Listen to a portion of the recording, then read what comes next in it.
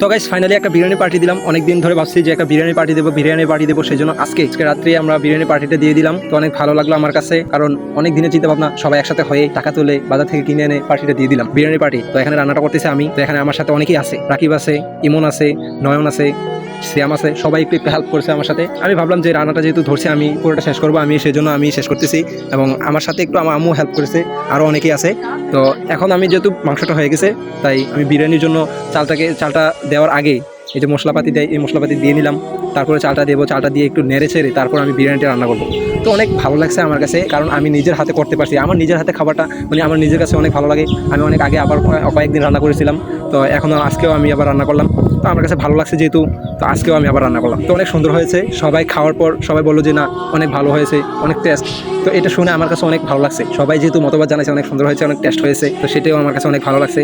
তো সবাই দোয়া করবেন আমি যেন এভাবে সবার মন জয় করে রান্নাটা করতে পারি এবং ভালো কিছু করতে পারি, সামনে যেন আরও ভালো কিছু করতে পারি, ভালো রান্না বেটার করতে পারি, সেই জন্য দোয়া করবেন। এবং সবাইকে দাওয়াত রইল, আমি যখন আগামীতে রান্না করব আপনারা সবাই আসবেন, সবাইকে দাওয়াত ইনশাআল্লাহ। আসসালামু আলাইকুম।